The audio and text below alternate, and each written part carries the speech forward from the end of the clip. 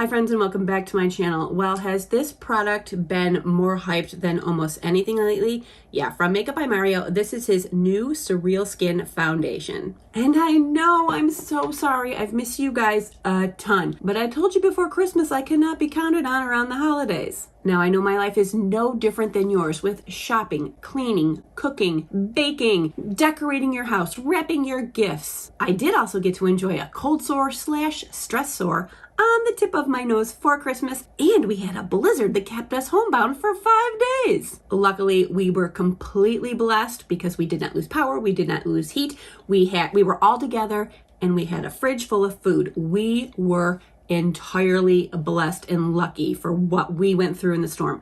So many others were nowhere near as lucky. It was literally our Christmas miracle, and I will be thankful for it for every Christmas when I look back on this one. Anyway, so since I'm back, of course I had to come back with the most viral thing happening right now. I'm sure you have seen this over and over and over again. I've been able to wear this. Today's my, is it 4th or 5th time wearing this? I've tried it out a few different ways, and I have some thoughts are what my favorite ways to wear this, and what are some things I think you need to do and not do. And for those of you who are new to my channel, hello, my name is Jennifer. I'm into all things hair, skin, and makeup. If you are too, do me a favor and hit that subscribe button because you know you're gonna come back for more. So I, like everybody else, picked this up when it launched. I did use their shade finder on the Makeup by Mario website. I didn't find it to be that helpful. I tried it in different lights. I tried it in my house. I tried it outside.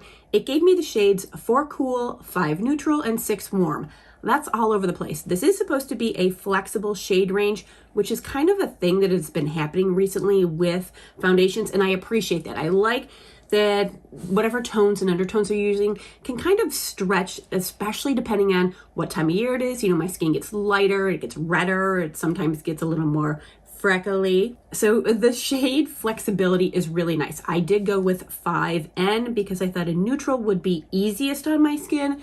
That's what we're wearing today. I think that's what I'll be sticking with for the time being. And you know I am not a throw the baby out with the bathwater. I like to find out how a product works best. I'm not gonna try it once and be like, I love it, or get rid of it. I paid very close attention to how Mario actually applied this, and I used those techniques myself because, let's face it, he's the makeup artist. I will always be the student.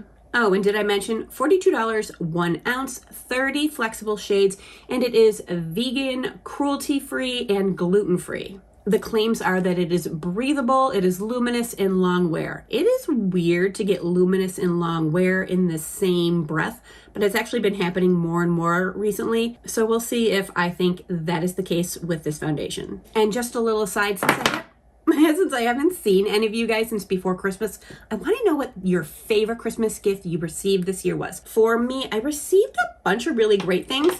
But from my son, Logan, this is probably going to throw the color balance all off. He got me the Morphe by Ariel brush set. Well, half of them are in use right now. I was thrilled. This is just literally, it's just an aside, has nothing to do with this video.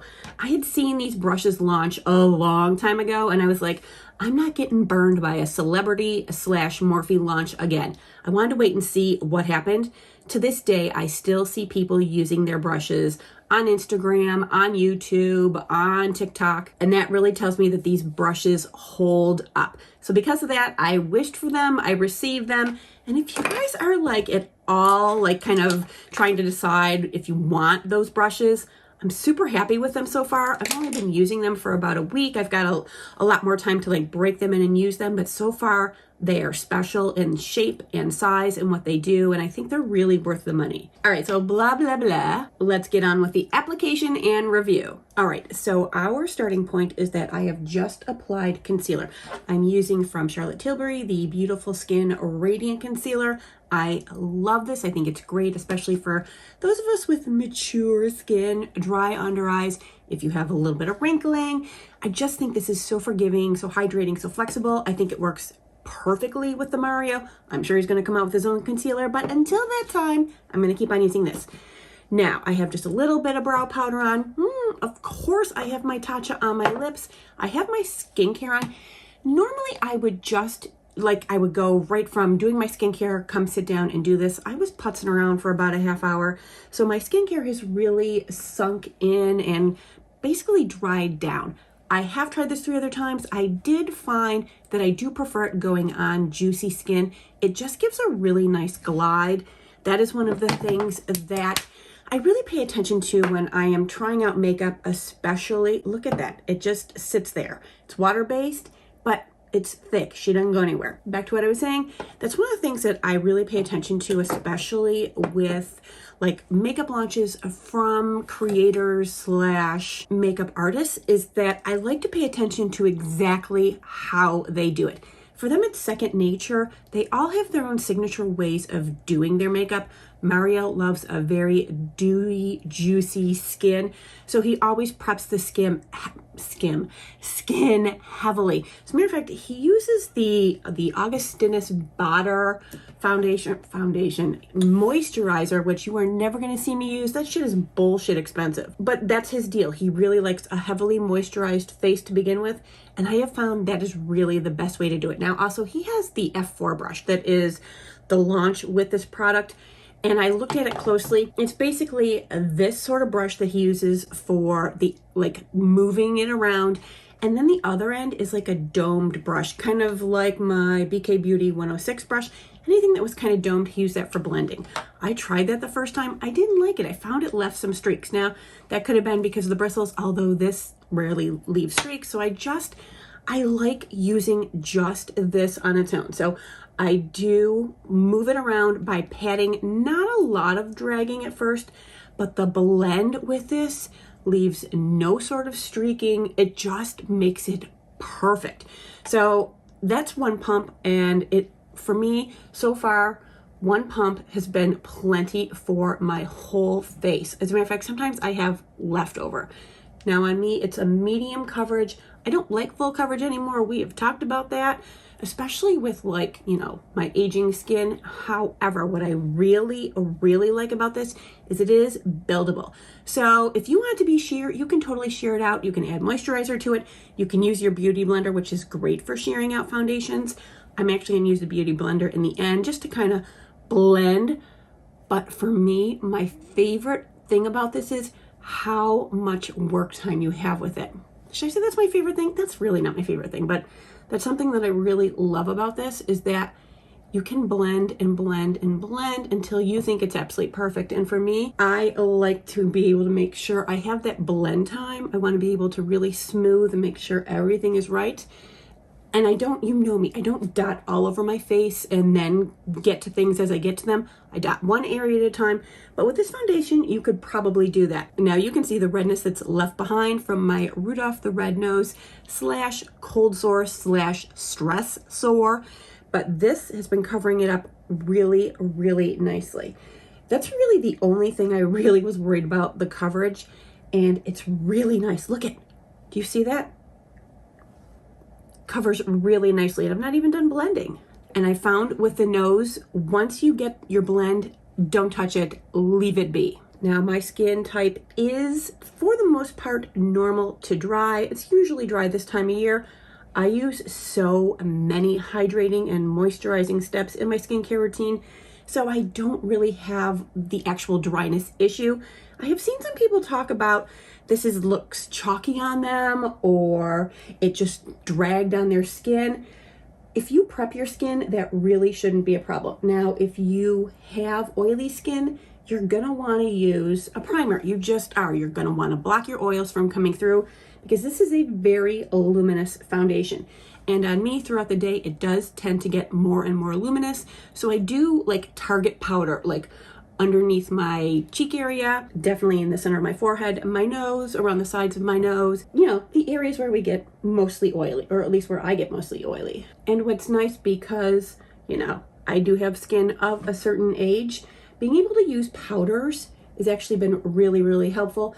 I try not to use a ton of powder because it can make my face look dusty and dry, but because this is so luminous and, yeah, it is dewy, I'm just gonna say it. Because it is like that, the powders actually work really nicely, and I don't get that like dusty look to my face. All right, you can see how quickly that went on. Now I'm just gonna take a look and see the areas where I want to apply more. As you can see, I still have foundation on the back of my hand, one pump. I actually feel like that's something that has happened in the past 12 months with all these like really great foundation launches. They've all been like one pump covers everything. Or has it been that way for you guys forever? I know my beauty blender soaks up foundation, and I had used that pretty much exclusively with my Armani Silk. So maybe if I didn't use a beauty blender with that, I would have been able to use one pump. I don't know. But all I can say is all the foundations in the past 12 months have only needed one pump. So the price of $42 doesn't kill me that much because I know I'm gonna have it for a long time. As most of you know, my 11s is where I get the settling.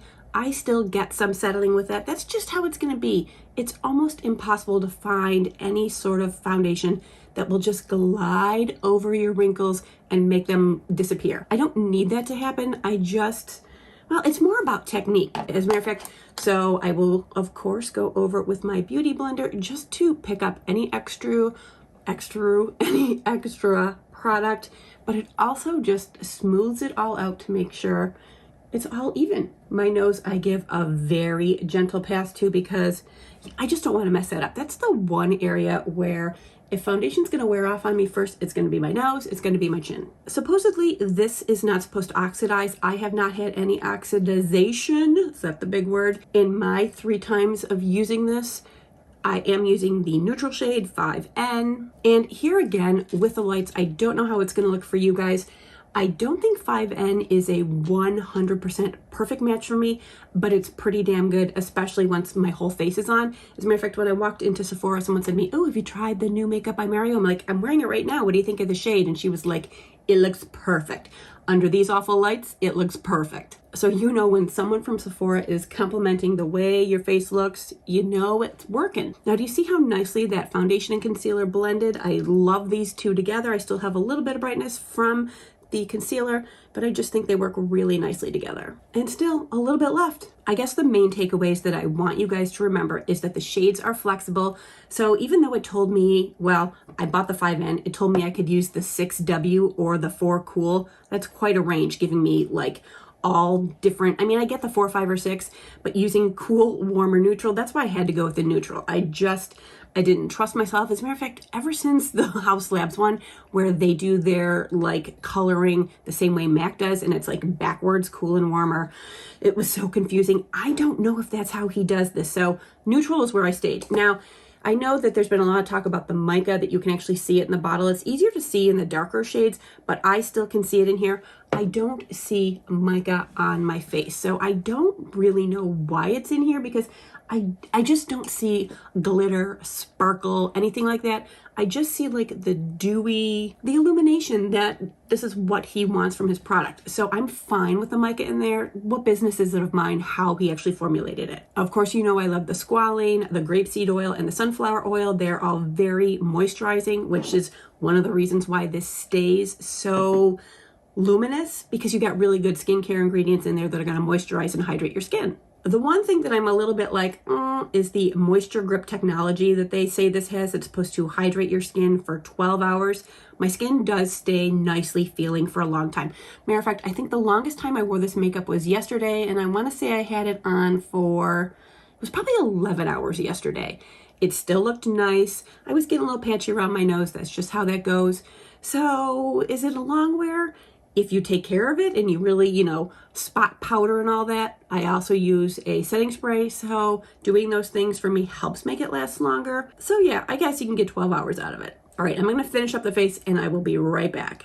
All right, friends, so here is the final look of the Makeup by Mario Surreal Skin in the shade 5N. I love this. Now, there's some things that I need to make sure I do whenever I use this.